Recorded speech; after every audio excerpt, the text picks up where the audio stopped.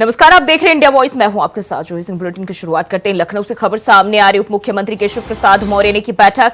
माध्यमिक शिक्षकों की समस्याओं पर बैठक में चर्चा हुई। विधान परिषद सभापति के निर्देश पर केशव प्रसाद मौर्य ने बैठक की है। यूपी माध्यमिक शिक्षा के पदाधिकारी इस बैठक में मौजूद रहे। तो लखनऊ से ये जानकारी उप मुख्यमंत्री केशव प्रसाद मौर्य ने बैठक की है, जिसमें यूपी माध्यमिक शिक्षक के पदाधिकारी इस बैठक में शामिल हुए, जहां शिक्षकों की समस्याओं को लेकर बातचीत की गई, चर्चा की गई। तो लखनऊ से ये जानकारी सामने आ रही है। उप मुख्यमंत्री केशव प्रसाद मौर्य ने बैठक की है। शिक्षकों की समस्याओं पर बैठक में बातचीत और चर्चा की गई। वहीं माध्यमिक शिक्षक के पदाधिकारी भी इसमें मौजूद रहे।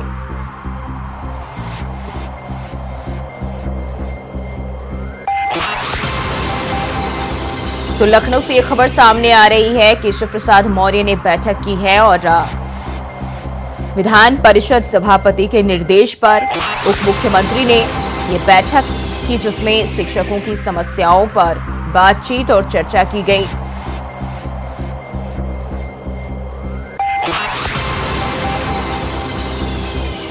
तो उप मुख्यमंत्री केशव प्रसाद मौर्य ने बैठक की है। लखनऊ से खबर सामने आ रही है, जहां शिक्षकों की समस्याओं पर बैठक में बातचीत और चर्चा की गई।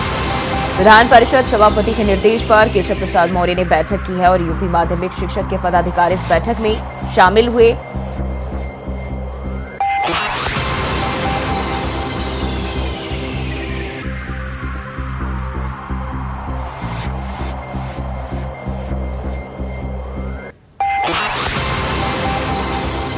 तो उप मुख्यमंत्री केशव प्रसाद मौर्य ने बैठक की है। शिक्षकों की समस्याओं को लेकर इस बैठक के दौरान बातचीत और चर्चा। वहीं बैठक में माध्यमिक शिक्षकों की समस्याओं पर बातचीत करने के लिए यूपी माध्यमिक शिक्षक के पदाधिकारी मौजूद रहे।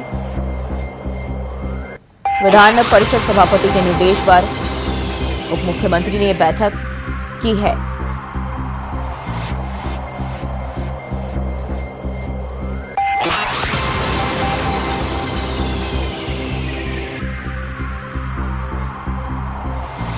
उप मुख्यमंत्री केशव प्रसाद मौर्य ने बैठक की है और इस बैठक में शिक्षकों की समस्याओं को लेकर बातचीत की गई है। माध्यमिक शिक्षकों की समस्याओं पर बैठक में चर्चा की गई। विधान परिषद सभापति के निर्देश पर इस बैठक का आयोजन किया गया, जिसमें उप मुख्यमंत्री ने यूपी माध्यमिक शिक्षक पदाधिकारियों के साथ मीटिंग ली।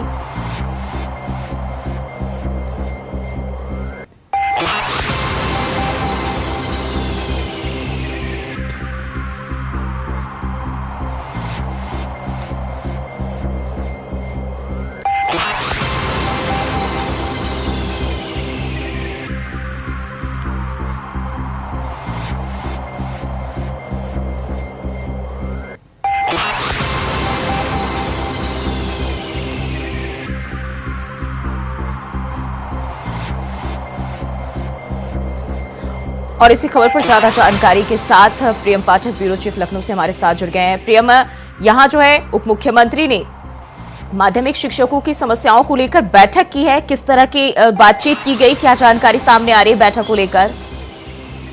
जो ही देखिए, विधान परिषद में नेता सदन के तौर पर उप मुख्यमंत्री केशव प्रसाद मौर्य हैं और विधानसभा के जो सभापति हैं उनकी तरफ से निर्देश हुआ था कि शिक्षकों के लेकर एक बैठक वो की जाए। और इसमें केशव प्रसाद मौर्य उनकी तरफ से बैठक करी गई है, जिसमें विधान परिषद के जो भी शिक्षक, स्नातक के जो विधायक हैं वो इसमें सम्मिलित हुए। इसके अलावा शिक्षा विभाग के, चाहे वो माध्यमिक शिक्षा हो, बेसिक शिक्षा हो या उच्च शिक्षा हो, वहाँ के अधिकारी जो थे वो इसमें सम्मिलित हुए और अलग अलग इसमें जो बिंदु हैं वो रखे गए कि किस तरीके से आगे शिक्षा विभाग को लेकर, क्योंकि लगातार अगर आप देखें तो कई तरीके की समस्याएं आ रही, शिकायतें आ रही, तो उनको कैसे दुरुस्त किया जाए, तो उसको लेकर इस बैठक में वो मंथन किया गया है। 69,000 शिक्षकों की भर्ती का जो मामला था बेसिक शिक्षा का, उस पर भी इसमें चर्चा करी गई है कि कैसे जल्द से जल्द कोर्ट की तरफ से जैसे निर्देश प्राप्त होगा उसके बाद नई सूची वो जारी करने की बात कही गई, समिति बना के। इसके अलावा बेसिक शिक्षा के जो शिक्षक हैं उनके स्थानांतरण की जो नीति है उसको भी तैयार किया जाए, क्योंकि उसमें कई बार वो देखने को मिला समस्याएं आती हैं और वो कहीं ना कहीं बड़ी समस्या जटिलता है वो लगातार बनी हुई। इसी तरीके से माध्यमिक शिक्षा विभाग के भी अलग अलग मुद्दों को लेकर इस बैठक में वो चर्चा करी गई है कि कैसे उसको दुरुस्त किया जाएगा, कैसे उसको बेहतर किया जाएगा। जो स्नातक और शिक्षक जो विधायक हैं, उन्होंने अलग अलग तरीके से मसलों को जो है इस बैठक के दौरान रखा और उसके अंदर बिल्कुल मसलों को काफी समय से हम देख रहे हैं कि ऑनलाइन अटेंडेंस को लेकर भी शिक्षक जो है धरने पर बैठे रहे, कई जगह हड़तालें भी हुई, लेकिन इसके बाद भी जो उनकी मांगे हैं अभी पूरी तरह से पूरी नहीं हो पाई है। क्या इसको लेकर भी किसी तरह की बातचीत? बिल्कुल, सभी चीजों को लेकर देखिए बातचीत की गई है, हर एक मसले को लेकर। जैसा कि मैंने आपको बताया कि चाहे वो ऑनलाइन उपस्थिति को लेकर हो, अटेंडेंस को लेकर हो, या फिर उनके शिक्षकों के स्थानांतरण की नीति को लेकर हो, या 69,000 शिक्षकों की भर्ती का जिस तरीके से मामला कोर्ट में चल रहा है और हाईकोर्ट की सुप्रीम कोर्ट में ये मामला पहुंचा है, वहां से फिलहाल अभी इस पर रोक लगाई गई है। तो उसको लेकर और इन सभी चीजों पर आगे सरकार का किस तरीके से स्टैंड रहेगा, आगे क्या कुछ नीतियां बनाई जाने की आवश्यकता है या क्या कुछ परिवर्तन किए जाने की आवश्यकता है, इन सभी चीजों को लेकर इस बैठक में विस्तृत रूप से चर्चा की गई है। जूही, बिल्कुल, बहुत बहुत शुक्रिया जानकारी साझा करने के लिए।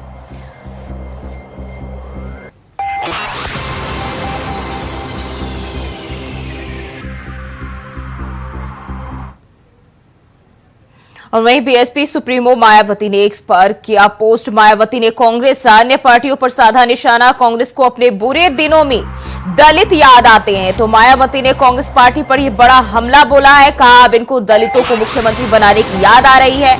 मायावती ने ट्वीट कर कांग्रेस पर निशाना साधा। कहा इनको जो है बुरे दिनों में दलितों की याद आती है और इनको ऐसे में जो है मुख्यमंत्री दलितों को बनाए जाने की याद आ रही है। ये लोग अपने अच्छे दिनों में दरकिनार कर देते हैं और उन पदों पर जातिवादी लोगों को ही रखा जाता है। तो मायावती का ये बड़ा हमला अभी हरियाणा प्रदेश में भी देखने को मिला है। अपमानित हो रहे दलित नेताओं को दूर हो जाना चाहिए। तो साथ ही साथ हरियाणा में जो इन दिनों कांग्रेस पार्टी के बीच तकरार जारी है, इसको लेकर भी मायावती ने ट्वीट किया है और कहा कि कांग्रेस पार्टी के भीतर अपमानित हो रहे दलित नेताओं को पार्टी से दूरी बना लेनी चाहिए। इन्हें खुद ही ऐसी पार्टियों से अलग होना चाहिए। बाबा साहेब ने कमरूष वर्ग के लोगों के लिए इस्तीफा दे दिया था। बाबा साहेब ने केंद्रीय कानून मंत्री पद से भी इस्तीफा दे दिया था और मैंने भी राज्यसभा सांसद पद से इस्तीफा दे दिया।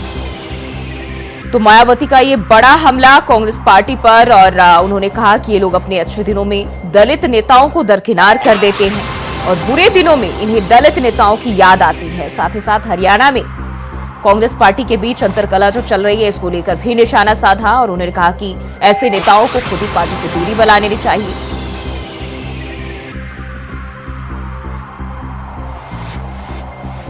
तो एक्स पर पोस्ट करके मायावती ने बड़ा हमला बोला है।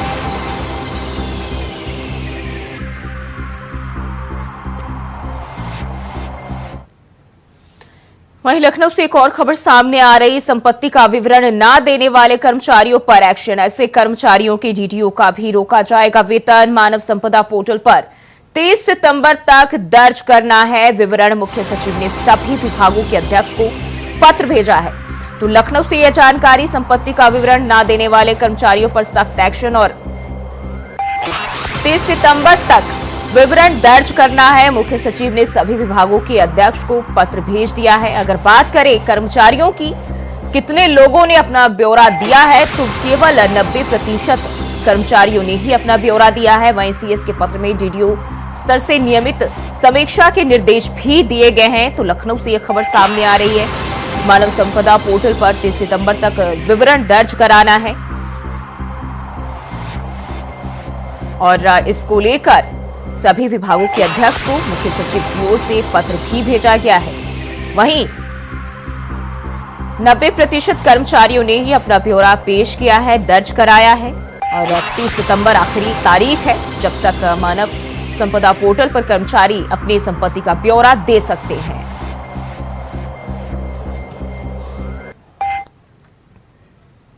बढ़ते हैं आगे। खबर दिल्ली से सामने आ रही है। आज आतिशी संभालेंगी सीएम पद की जिम्मेदारी। कैबिनेट की बैठक में ले सकती है बड़ा फैसला। तो दिल्ली से बड़ी खबर। आज आतिशी संभालेंगी सीएम पद की जिम्मेदारी। अब नई मुख्यमंत्री के रूप में आतिशी आज से सीएम पद की जिम्मेदारी संभालने जा रही है। कैबिनेट की बैठक में बड़ा फैसला भी लिए जाने की संभावना है। मंत्रिमंडल के सामने लंबित परियोजनाओं की सूची पेंडिंग पड़ी है, जिनमें से कुछ योजनाओं को लेकर बड़ा ऐलान भी आतिशी कर सकती है।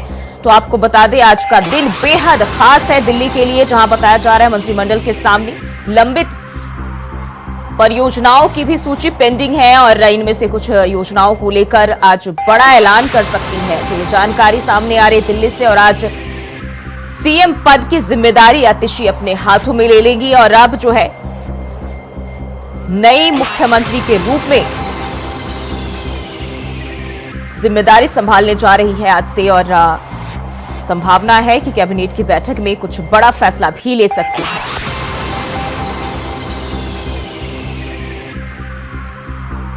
तो दिल्ली से ये बड़ी खबर आपको बता दें, मंत्रिमंडल के सामने लंबित परियोजनाओं की सूची पेंडिंग पड़ी है और इनमें से कुछ योजनाओं पर बड़े फैसले लिए जाने की संभावना है। अब आतिशी यानी कि दिल्ली की मुख्यमंत्री अब नई आतिशी बनी है और आज से वो सीएम पद की जिम्मेदारी संभालने जा रही है।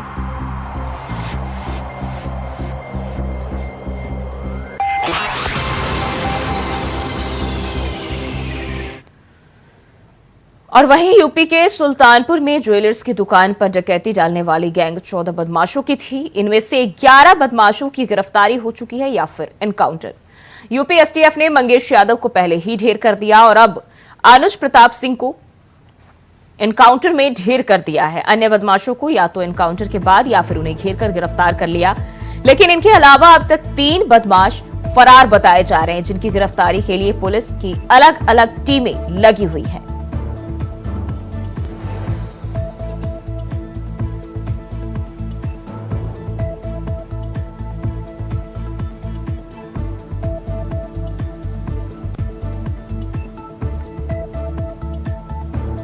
तो फायरिंग में अनुज प्रताप सिंह ढेर हो गए हैं और एक और कार्रवाई। बढ़ते आगे खबर कानपुर देहात से, जहां प्राइवेट बस और ट्रैक्टर में आमने सामने जोरदार भिड़ंत हो गई, जिसके बाद आधा दर्जन लोग गंभीर रूप से घायल हो गए। हादसे के बाद रोड पर पलटी बस और ट्रैक्टर में बैठी सवारियों में चीख पुकार मच गई। पुलिस ने घायलों को सीएचसी में भर्ती कराया है और पुलिस मामले की जांच पड़ताल कर रही है।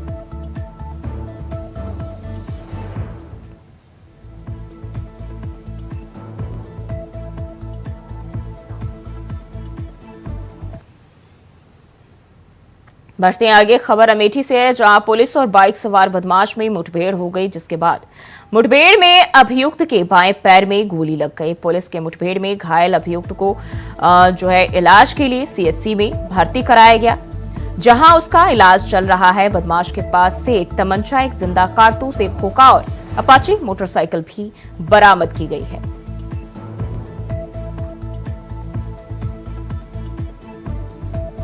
तो पुलिस और बदमाशों के बीच मुठभेड़, जहां भागने के दौरान बदमाश के पैर में गोली लगी है। अमेठी का यह मामला बताया जा रहा है और पुलिस ने बदमाश को गिरफ्तार कर लिया है।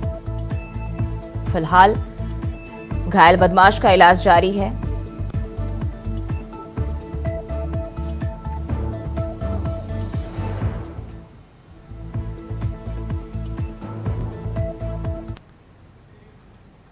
और वहीं आप सांसद संजय सिंह प्रेस कॉन्फ्रेंस कर रहे हैं, क्या कुछ कह रहे हैं, चलिए आपको सुनाते हैं।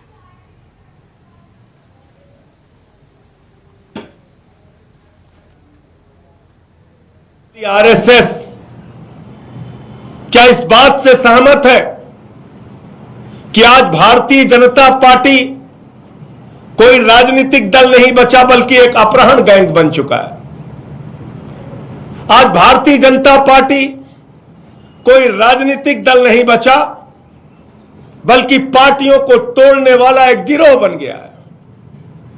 ईडी का डर दिखा के, सीबीआई का डर दिखा के, लालच देके, पैसे रुपए करोड़ों रुपए देके विधायकों को तोड़ना, सांसदों को तोड़ना,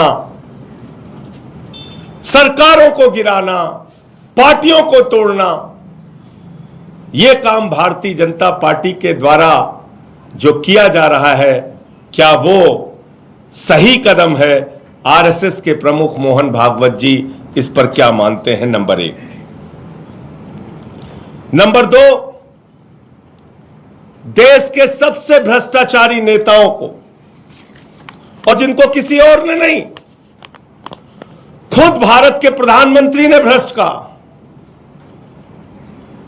एक अखबार में यह खबर आई थी कि विपक्ष के 23 वो नेता जिन पर गंभीर भ्रष्टाचार के आरोप खुद भारतीय जनता पार्टी ने लगाए, उनको गले लगाया, अपनी पार्टी में शामिल किया और उनको क्लीन चिट दे दी। मोदी जी की वॉशिंग मशीन में वो धुलकर पाक साफ हो गए। तो दूसरा सवाल, जिन नेताओं को खुद मोदी और अमित शाह और भारतीय जनता पार्टी भ्रष्टाचारी बताती रही, उनके भ्रष्टाचार को लेकर चीखती रही, चिल्लाती रही, कार्रवाई की मांग करती रही, उन्हीं नेताओं को जिन पे 70 हजार करोड़ रुपए के भ्रष्टाचार के आरोप खुद प्रधानमंत्री ने लगाए, उनको अपनी पार्टी के अंदर शामिल कर लिया। मोहन भागवत जी को यह कार्रवाई कैसी लगती है? क्या वास्तव में मोहन भागवत जी इन भ्रष्टाचारियों को बीजेपी में शामिल किए जाने पर सहमत हैं या असहमत हैं? नंबर 3, आरएसएस जो अपने आप को देशभक्त संस्था कहती है कि हम एक नैतिकवादी मूल्यों पर चलने वाले लोग हैं। आरएसएस जो कहती है हम तो राष्ट्रीय स्वयंसेवक हैं, हम इस राष्ट्र की सेवा करने के लिए आए हैं, जिनकी जिम्मेदारी थी कि भारतीय जनता पार्टी के ऊपर नजर रखें कि वो पार्टी कभी पथभ्रष्ट ना होने पाए, और पथभ्रष्ट होने की कोशिश करे तो उसके ऊपर अंकुश लगाया जाए, उसके ऊपर रोक लगाई जाए, उसके ऊपर मोहन भागवत जी बोले, उसके ऊपर आरएसएस के लोग बोले। तो केजरीवाल जी का तीसरा सवाल है आरएसएस प्रमुख मोहन भागवत जी से कि मोहन भागवत जी, क्या आपने भारतीय जनता पार्टी के पथभ्रष्ट होने पर, इन सभी कार्रवाइयों पर आपने उन पर अंकुश लगाने की कभी कोई कोशिश की? आप उनकी इन कार्रवाइयों से सहमत हैं या असहमत हैं? आपने कभी उनको रोका कि ये क्या कर रहे हो तुम? एक ऐसे मुख्यमंत्री जो फ्री शिक्षा, फ्री बिजली, फ्री पानी, फ्री इलाज, माताओं बहनों के लिए बस की फ्री यात्रा, बुजुर्गों की तीर्थ यात्रा, मुनाफे का बजट दिल्ली के लिए, ऐसे मुख्यमंत्री को जब जेल में डाला जाता है तो क्या मोहन भागवत जी के मन में प्रश्न उठता है कि यह काम बीजेपी गलत कर रही है, मोदी जी गलत कर रहे हैं?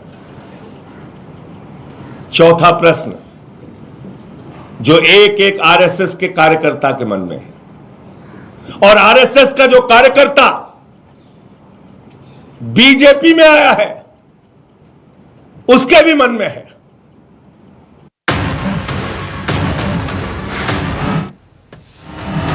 तो अभी आप सांसद संजय सिंह को सुन रहे थे और उन्होंने बीजेपी पर, आरएसएस पर जमकर निशाना साधा है। दिल्ली से ये आप सांसद संजय सिंह की प्रेस कॉन्फ्रेंस, जहां उन्होंने कहा कि सिद्धांतों की लड़ाई के लिए केजरीवाल ने अपना पद छोड़ दिया। तो ये आप सांसद संजय सिंह ने प्रेस कॉन्फ्रेंस कर बीजेपी पर जमकर निशाना साधा और कहा कि बीजेपी और आरएसएस दोनों ही खामोश हैं, ये सिद्धांतों की लड़ाई लड़ेंगे। केजरीवाल ने ऐसा कहा है और ये आप सांसद संजय सिंह ने प्रेस कॉन्फ्रेंस कर अपनी बात कही।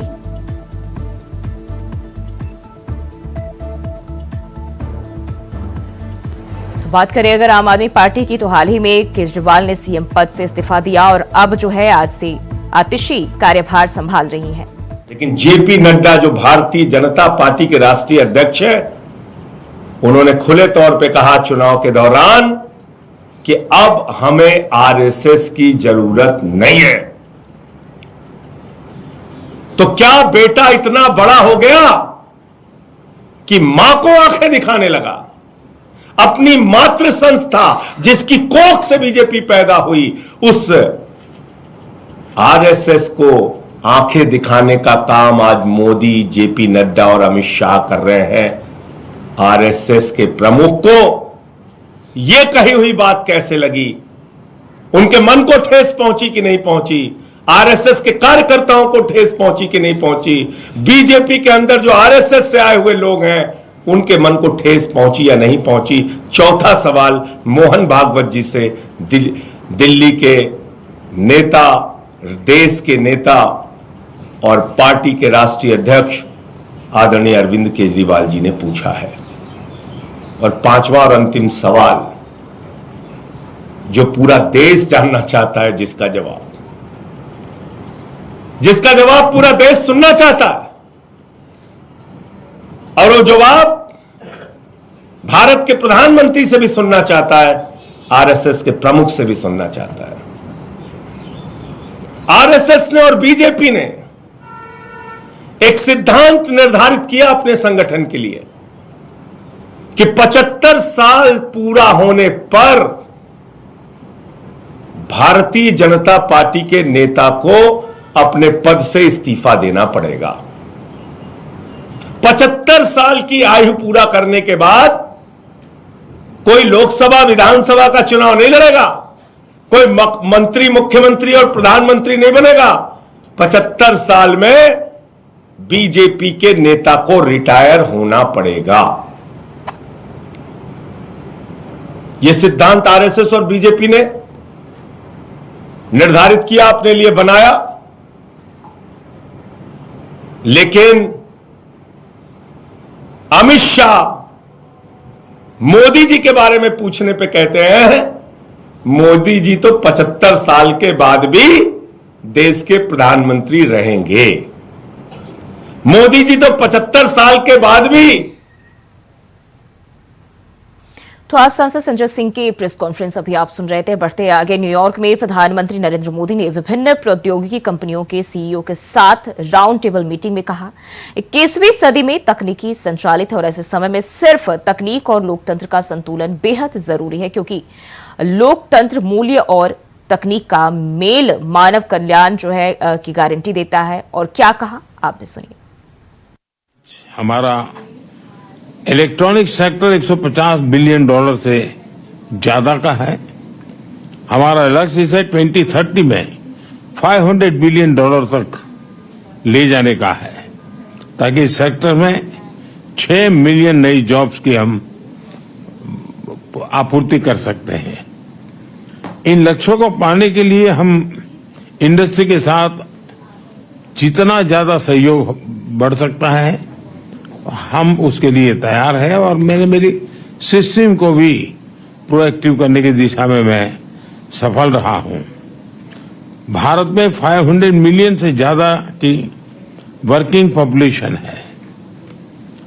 भारत की औसत आयु 28 इयर्स है, और बड़ी बात यह है कि हमारा यूथ स्टेम की पढ़ाई में काफी रुचि ले रहा है। इवन बेटियां भी स्टेम के एजुकेशन में हमारे यहाँ बेटियां भी लीड कर रही है।